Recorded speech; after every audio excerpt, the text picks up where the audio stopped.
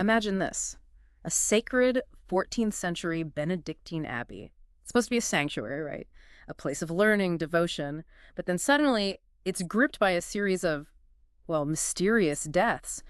What if the very search for knowledge inside those holy walls actually leads to unspeakable horrors? It's a really chilling idea, isn't it? It's a place dedicated to divine truth, becoming a scene of mortal danger, where just wanting to learn more could get you killed. Exactly. So today we're doing a deep dive into these wondrous and terrible events unfolding at an ancient abbey. We're in 1327 Italy, and we're going to follow a young novice and his uniquely brilliant master as they try to untangle this really complex web.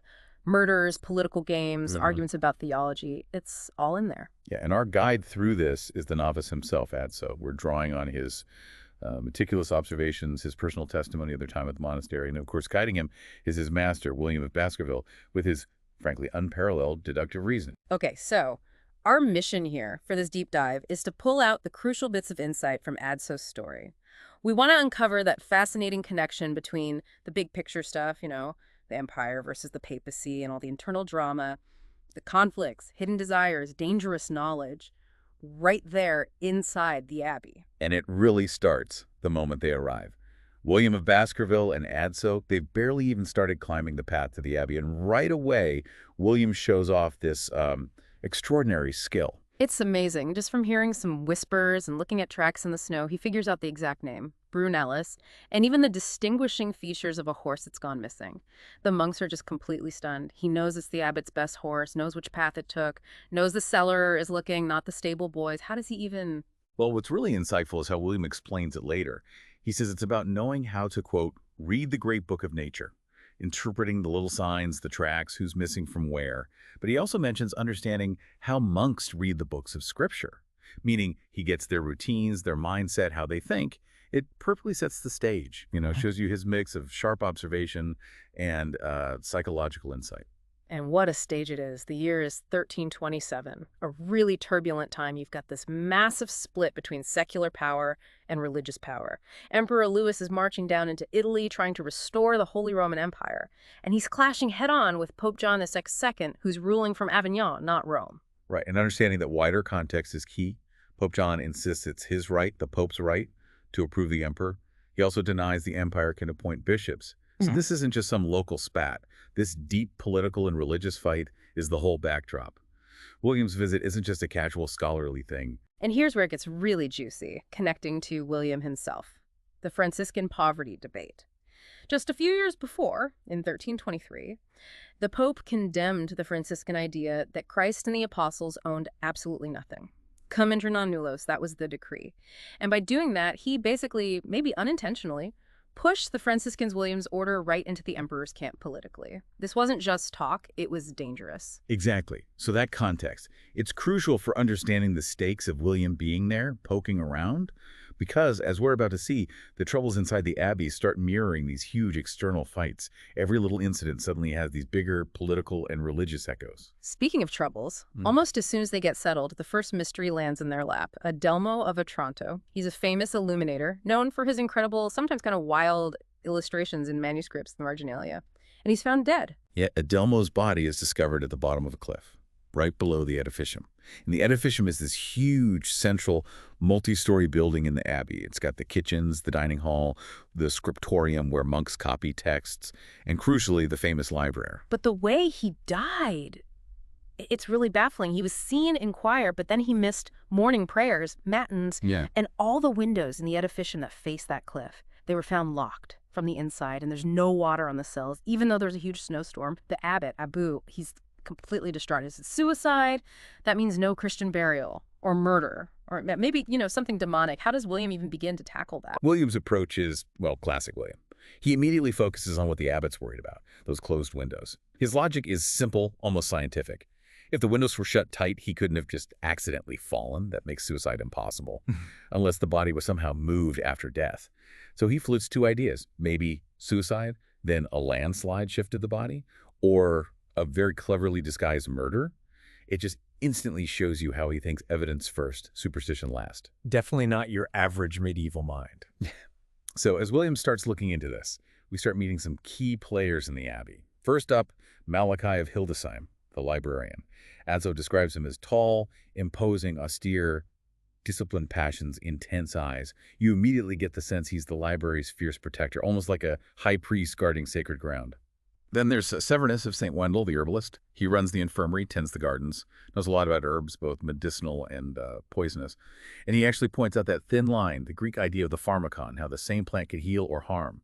That's potent knowledge to have in a place like this. And maybe the creepiest of the bunch, Jorge of Burgos. He's ancient, he's blind, but he has this powerful, almost prophetic voice. They call him the library's memory, the soul of the scriptorium.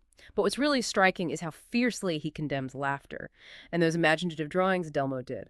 Jorge calls them bad images, things that twist divine truth, invite the Antichrist, a very rigid, almost fearful view of knowledge. We also meet Albertino of Casal. He's an old friend of William, someone he can talk to, an old Cluniac monk. Albertino's a mystic, really passionate about that Franciscan poverty ideal, maybe even a bit too zealous, suspected of heresy. He kind of looks at William's rational methods and thinks they lack, well, spiritual fire. He believes holiness comes from waiting patiently for God's grace. He offers a different, more mystical view of things. And then, Salvatore. He's the assistant to the cellarer, the guy in charge of provisions. Adzo describes him as wild, almost animal-like, speaks this bizarre mix of languages. His past seems tied up in the really harsh realities of medieval poverty.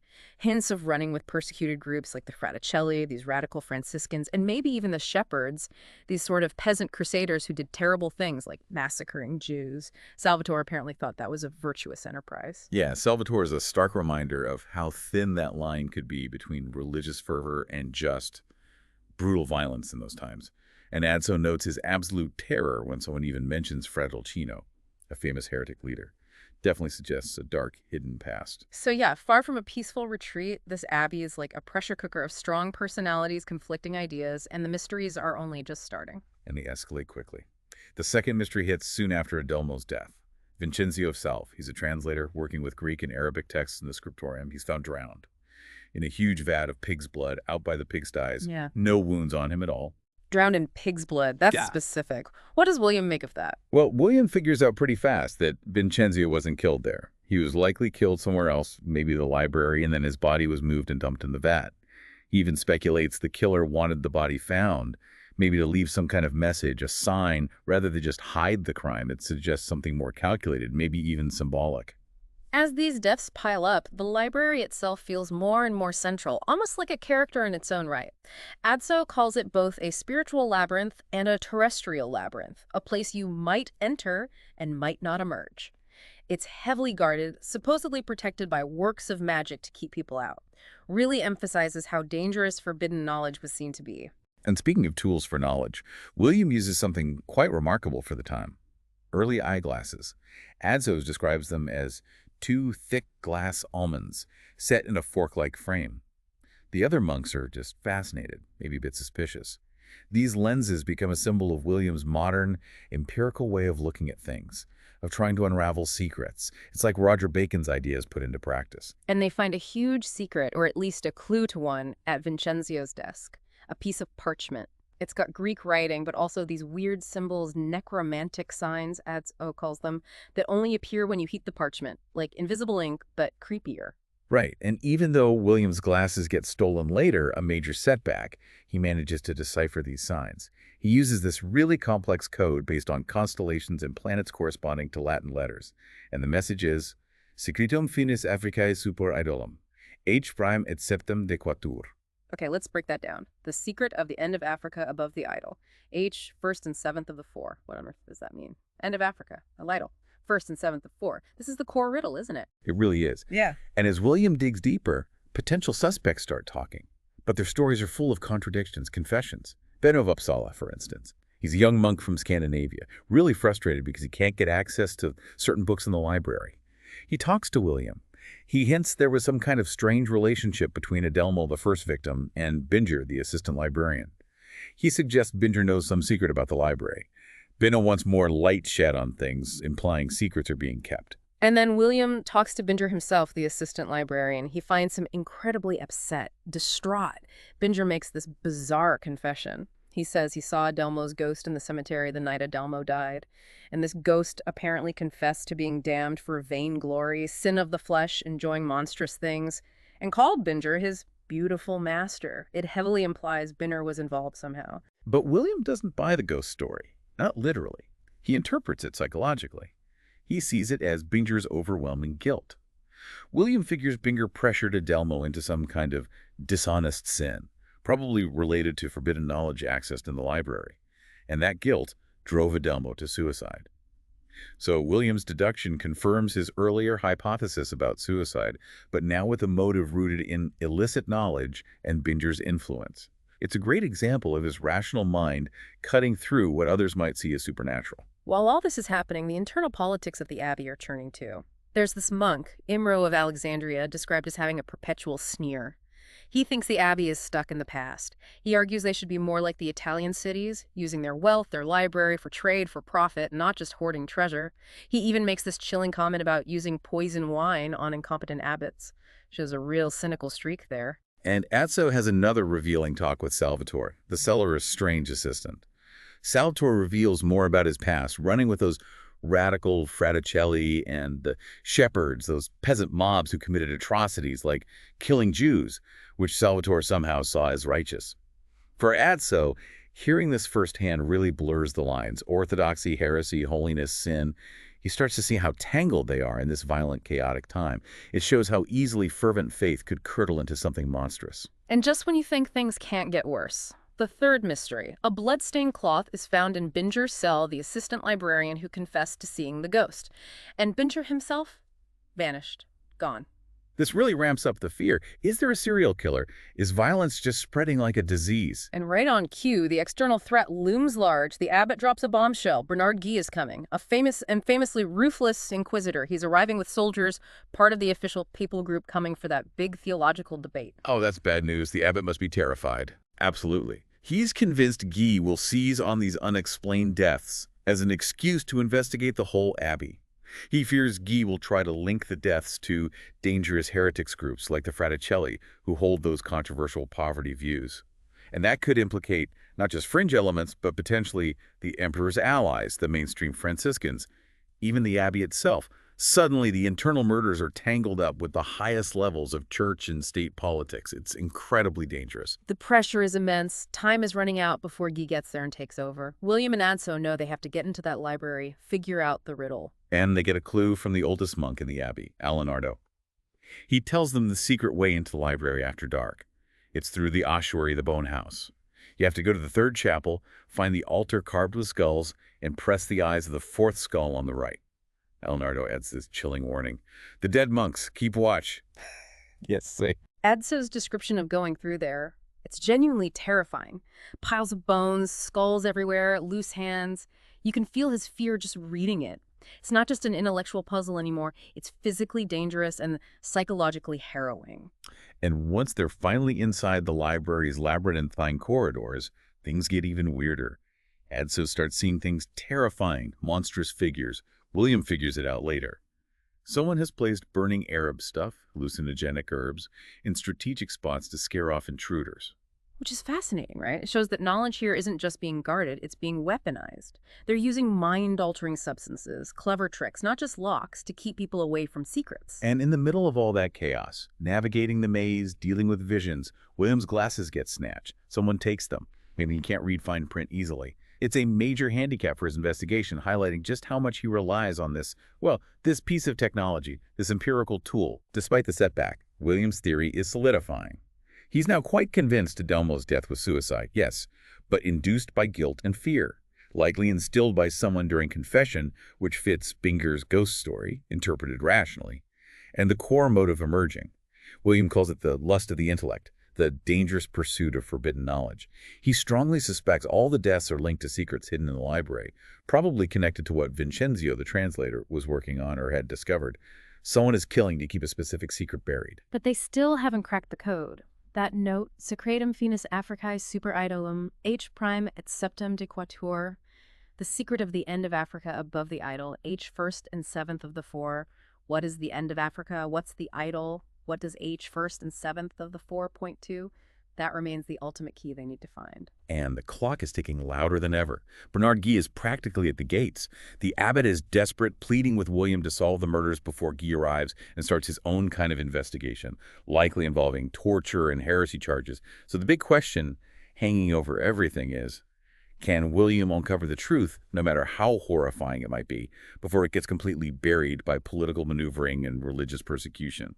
Or worse, before the darkness consumes them all. So we've taken this journey deep into a 14th century monastery. It looks like a sanctuary, but wow, it turned out to be this tangled knot of politics, heresy, human desires, hidden knowledge, and murder. Lots of murder. We've really seen William's sharp, logical mind push against centuries of superstition, and we've seen young Adso's innocence kind of chipped away as he confronts how blurry the lines between good and evil can actually be. Yeah, in a world like that, where knowledge is guarded so fiercely it becomes deadly, where just wanting to know something can get you condemned, what dangers are really lurking inside forbidden books? And maybe what's the true cost of enlightenment when it seems to demand a price paid in blood? It makes you think, doesn't it? How information, whether it's labeled sacred or profane, can be twisted, used to control people or maybe to liberate them or just to destroy. How do you even tell the difference between holy passion and dangerous obsession when the very meaning of truth is up for grabs, fought over so violently? And maybe ask yourself, in your own search for understanding, what limits would you be willing to cross? Okay, let's unpack this. Imagine a medieval abbey, cloistered secrets, and a series of shocking deaths. Definitely. You've brought us a rich stack of sources, a deep dive into the very heart of a historical mystery thriller, The Name of the Rose. Mm-hmm. Our mission today is to extract the most important nuggets of knowledge from this labyrinthine account, uncovering the surprising facts and helping you understand not just the what of this world of monks, manuscripts, and murder, but, the profound why. Indeed, we're stepping into a world where knowledge itself can be a dangerous weapon, and the search for truth is fraught with hidden agendas. What's fascinating here is how seemingly disparate elements, from theological disputes to deeply personal sins, intertwine with a central mystery. Right. We'll connect the dots, unravel the motivations, and see how the smallest details can reveal the biggest truths about power, belief, and, well, human nature. So what does this all mean for us, the eager learner? Well, prepare for aha moments as we navigate a tale of intrigue, from the smallest details of, say, a peasant girl's sacrifice to the grandest debates over faith and power. This deep dive is custom-tailored for you, designed to help you quickly grasp the essence of complex material without feeling overwhelmed. Our journey kicks off not with a grand overture, but with a deeply unsettling discovery. Our protagonist, William of Baskerville, stumbles upon his young novice, Adso, unconscious in the abbey kitchen. Yeah. And what Adso blurts out next immediately casts a dark shadow over these cloistered walls. Terrified. He confesses about a package with the heart and an encounter with a girl. A package with a heart? The Williams analysis is immediate and shrewd. He quickly deduces the heart is actually from a slaughtered ox or cow, probably. Oh, okay. Not human. No. And the girl is a poor peasant, likely granting favors for food, not love. This isn't some romantic liaison. It's pure survival in a harsh world. And here, we see one of the most powerful insights from this tale. How William, with almost, prescient clarity, understands that even the smallest, most seemingly mundane transgression isn't isolated. Exactly. It's often a thread that, when pulled, unravels a much larger tapestry of hidden crimes and systemic rot. He quickly figures out that the ugly old man involved was probably the cellarer, Romeo of Verigen, or maybe Salvator. He sees this seemingly minor sin as a direct link to larger criminal connections, hinting that this abbey is a place rife with, bizarre events at night. Bizarre events at night. Ominous. Precisely. This initial interaction establishes William not just as a detective, but as a master of human psychology. He gets that in a place riddled with secrets, personal vulnerabilities are the keys to unlocking larger mysteries. He even uses Adso's guilt to gain leverage, knowing that possessing knowledge of these sins would offer a way to persuade the cellarer and Salvatore to speak later on. Right, that makes sense. Leverage. Okay, so as the investigation deepens, the atmosphere in the abbey just thickens, doesn't it? It really does. We meet the aged monk, Alenardo, who, in his sleepless state, prays for a disappeared monk and draws these chilling connections to the biblical book of Revelation. Yeah, he describes the deaths as apocalyptic omens. The first trumpet, hail. For the first body, Adelmo. though William thinks that was suicide. Okay. The second trumpet, blood, for the second body, Vinius. And Alenado fears for the fourth. Right, he links the third trumpet, a burning star, to the third disappeared monk. He warns that the third part of the sun, moon, and stars will be smitten, leading to almost complete darkness. It's a terrifying prophecy in a place already steeped in death. William, ever the rationalist, is initially skeptical about these apocalyptic omens. But do you think he truly dismisses it, or is he always keeping every possibility, even the really outlandish ones, in the back of his mind? That's a crucial observation. I mean, he's a man of reason, so the mystical explanations are secondary, definitely. But he's also perceptive enough to recognize that if someone believes in those omens, they can become a kind of blueprint for crime. Ah, so using the belief itself. Exactly. So no, he doesn't dismiss it. He simply integrates it into his pragmatic framework for understanding human behavior. And that's why, when the third body, Binger, is found lifeless and naked in the Abbey baths, William immediately considers the possibility that a sick mind could be using Adelmo's suicide as inspiration for symbolic murders.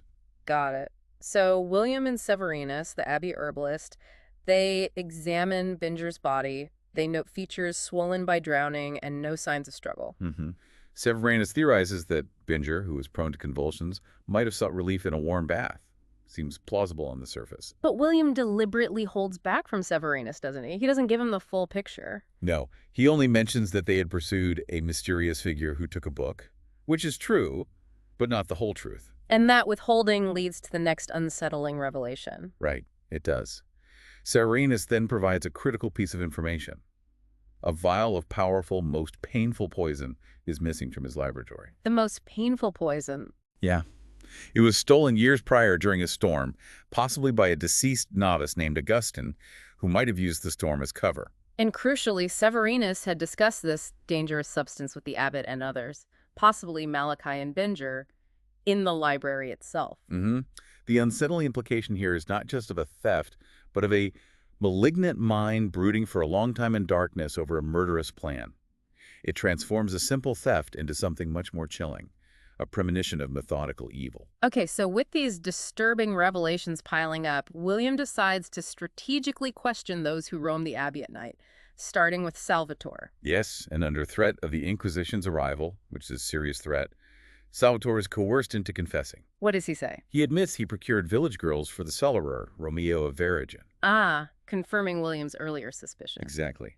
And a key aspect we uncover here is the deep, unsettling connection. Salvatore reveals he and Romeo shared a past in Dolcino's heretical band on Bald Mountain. Dolcino's band. Remind us. Dolcino led a radical, apocalyptic sect in the early 14th century.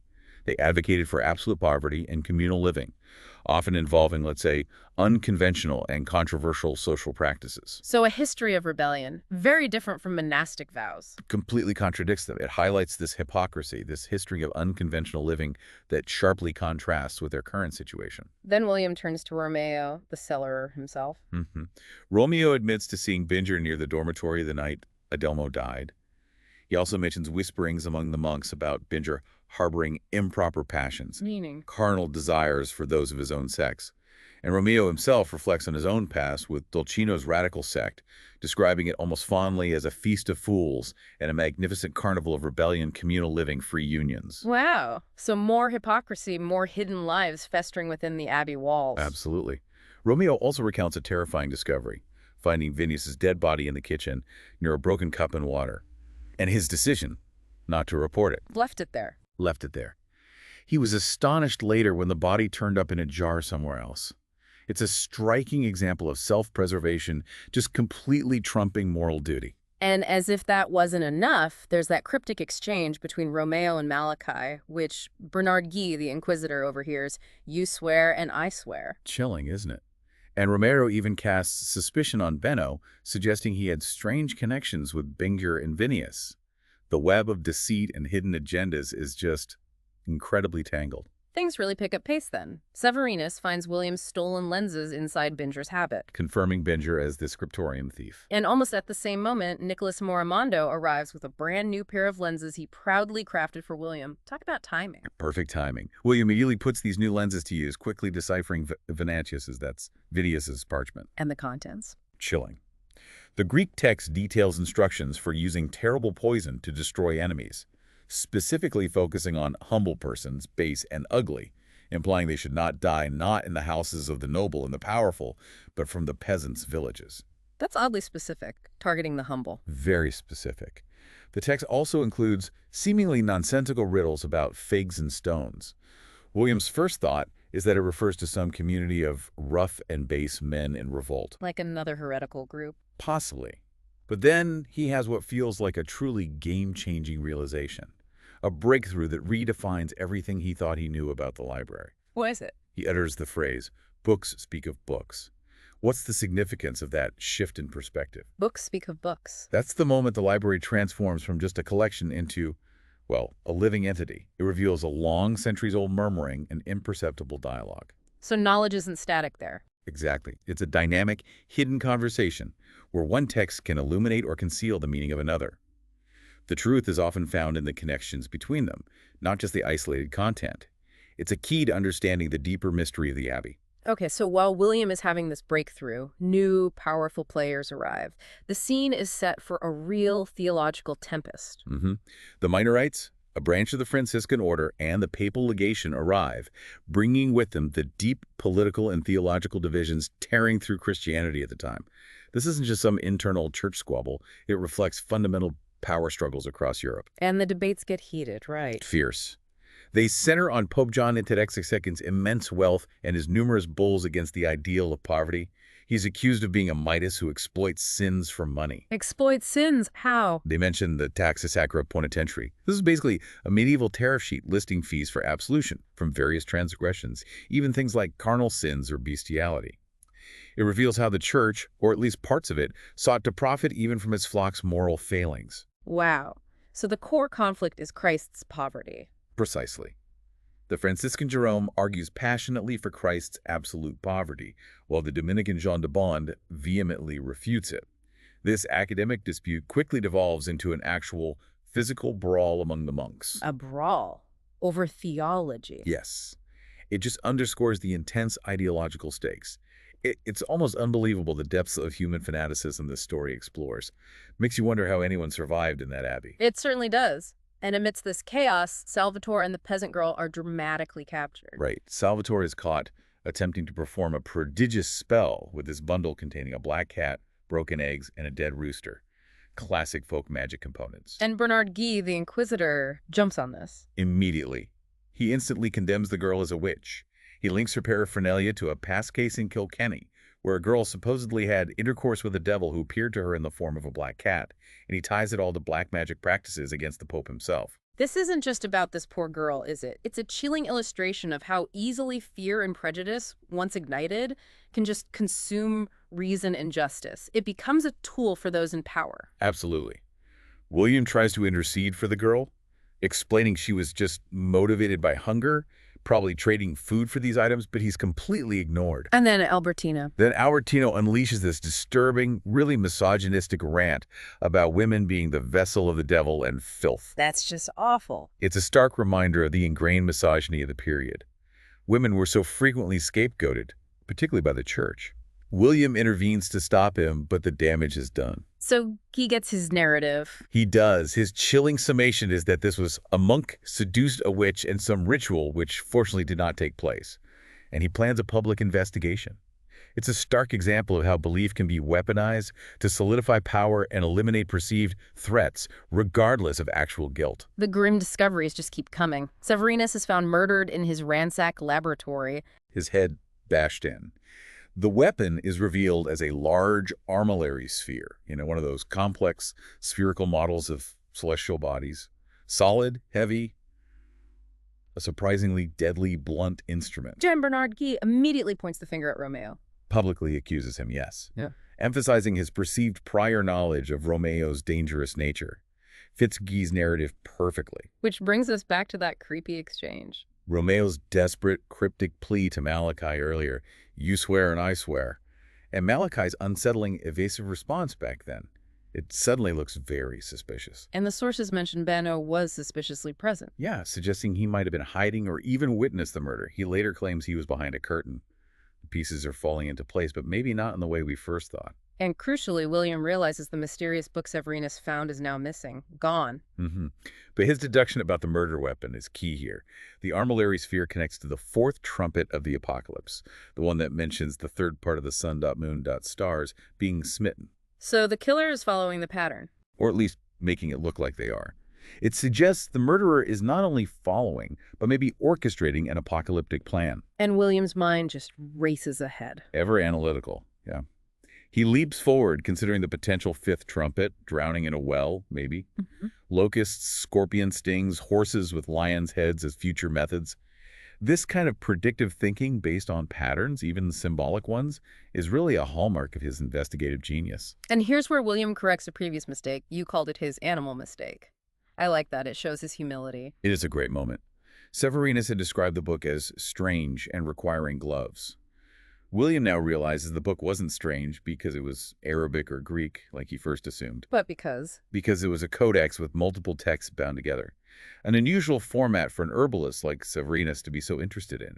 It reveals William's process constantly refining his hypotheses based on new information. Okay, so in the immediate aftermath of the Inquisition trial, the political situation shifts again.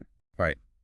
William advises Albertino to flee for his life, recognizing he's no longer safe now that Guy's involved. And Michael of Cesena, the leader of the Minorites. He decides to proceed to Avignon to meet the Pope, despite the lack of guarantees for his safety.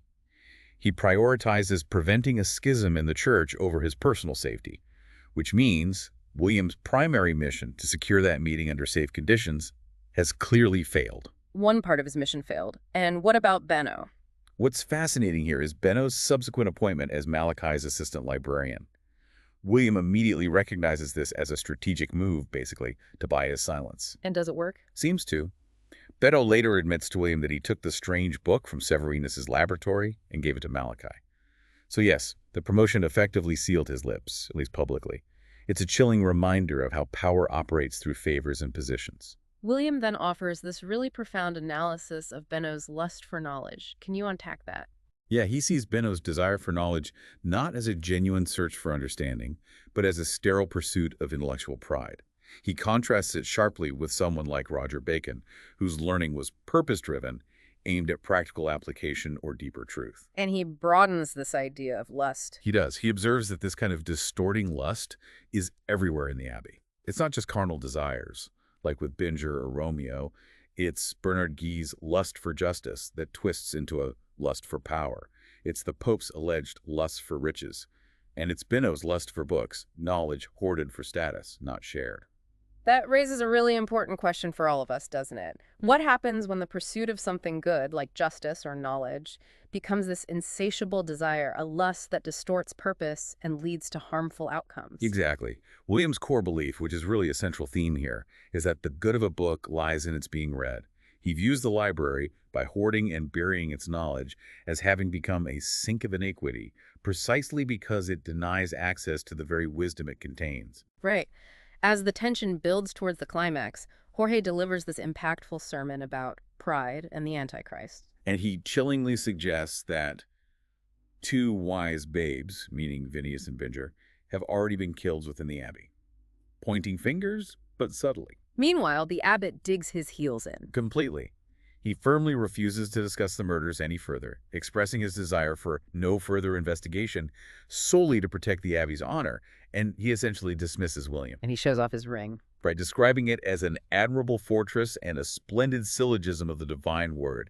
It perfectly represents his authority and his almost rigid obsession with order and symbolic meaning over messy reality. William gets increasingly frustrated, doesn't he? He sees the abbot prioritizing reputation over truth, perceiving him as a bastard of a feudal lord. Strong words. Very strong. But then Adso, the novice, offers this insightful third hypothesis. Adso suggests the abbot's actions stem from fear that the revelations about the murders could arm the Italian faction of monks against him. It hints at deeper internal political struggles within the abbey walls. Ah, so it's not just about honor, it's about power politics inside the abbey. That's a brilliant shift. Takes it from just a murder mystery to a political thriller. And that leads directly to William's climactic breakthrough. It's sparked by Adso accidentally mentioning Salvatore's muddled Latin, tertius equi, third of the horse. Okay. William combines that with Venantius's note, Primum et septem de quatu, first and seventh of four. Suddenly it clicks. How? He realizes quatu must refer to the word quatu, Latin for four, which has 7 letters. The first letter is Q, the seventh is R. Pressing the Q and R on a specific mirror door following this intricate numerical riddle. Reveals the hidden entrance. Exactly. The hidden entrance to the finest Afric, the most secret part of the library. It's just a masterclass in code breaking, connecting seemingly random pieces of information. So, with the secret entrance revealed, William and Adso dramatically enter the finest Afric. And who do they find? To their astonishment, Jorge is waiting for them, just sitting there. Waiting for them, and he confesses. He does. In a chilling confession, he admits to having killed the abbot by trapping him in a secret passage. He confirms he's been cunningly manipulating events for 40 years to protect the library's secrets. 40 years. And his motive, it wasn't just general secrecy, was it? No, he sees himself as the hand of God, concealing forbidden knowledge. But his real target, the ultimate reason for the murders, is Aristotle's lost second book of Poetics. The one that praises laughter. Exactly. Especially humble laughter. This is where his fanaticism just completely reveals itself. What's truly fascinating and terrifying is Jorge's belief about laughter. He thinks it distorts the face of every truth, it undoes fear, and therefore destroys faith, reducing man to a clown. He even aligns it with dark powers of corporal manner, things like farts and belches. It's a horrifying insight into how this deep-seated fear of subversion, of losing control, can completely warp the mind. And William's counterargument is so powerful. It's profound, a philosophical cornerstone. The devil is not the prince of matter. The devil is the arrogance of the spirit, faith without smile, truth that is never seized by doubt. The devil is grim because he knows where he's going. Wow. Faith without a smile.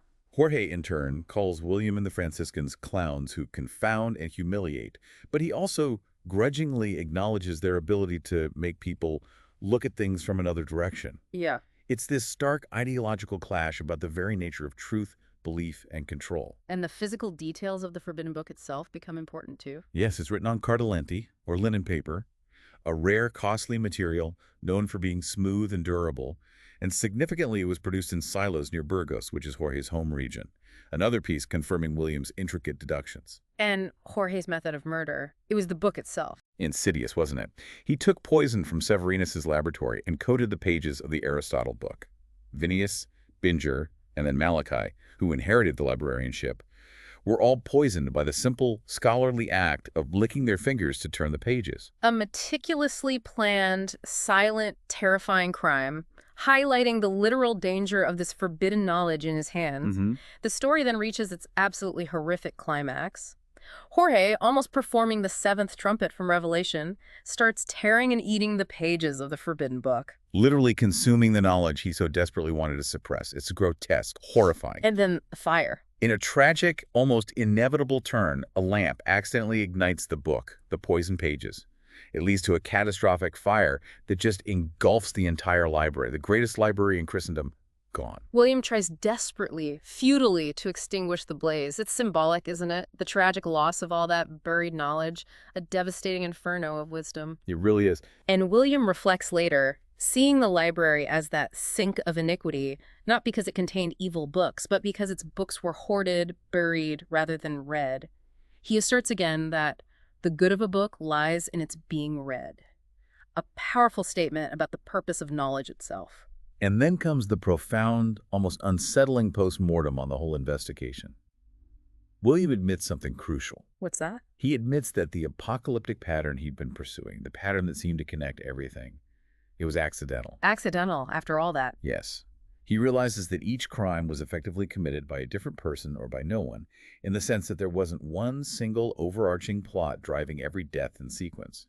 He concludes there was no plan, or rather, Jorge's initial plan to protect the book was overcome by this chaotic sequence of causes and concauses, creating relations that did not stem from any plan. So it wasn't a neat solved mystery in the end. Not at all. It's a testament to the chaotic, often unplanned nature of truth. Events happen, people react, motives collide, and patterns emerge, sometimes by sheer coincidence, not design. William's final philosophical summation is quite poignant then. He says that while science gives us tools to orient himself in the world, he laments that ultimately books speak of books, signs pointing to other signs, rather than directly to pure, unmediated truth. Ultimate clarity often remains elusive, despite human reason. It reminds us that sometimes the most profound answers aren't found in simple solutions, but in grappling with the complexity of the questions themselves. What a journey through the labyrinthine halls of that abbey and really the human mind. This deep dive truly highlighted the profound and often dangerous interplay between knowledge, power, and belief. We saw how even the tiniest details, when observed by a keen mind like William's, can unravel a larger, deeply disturbing tapestry. We really saw how the pursuit of truth, when it gets tangled up with hidden agendas and those personal lusts, whether for power, riches, or even knowledge itself, can lead to such unexpected and devastating consequences. It definitely encourages us, I think, to question not just what is known, but why it might be hidden or revealed, and the motivations of those who guard knowledge or seek it. Absolutely. From the subtle nuances of medieval theology, which could seem so dry, to the shocking revelations of murder and fanaticism, this story leaves us with so much to ponder. If knowledge is power, how do we ensure it's used for good and not for destruction? And maybe more relevant today, in a world just overflowing with information, how do we discern the true from the manipulated? How do we avoid becoming trapped in our own lusts, whatever they may be? What stands out to you, the listener, from this deep dive? We've peeled back the layers of a really complex world here. It reminds us that critical thinking is absolutely essential, and that sometimes, maybe often, the most profound truths aren't found in grand, intricate designs, but in those accidental connections between seemingly disparate facts. Looking beyond the obvious. Exactly. It challenges us to look beyond the obvious and always question what's truly driving the narratives that surround us. Thank you for joining us on this deep dive. Until next time, keep that curiosity alive.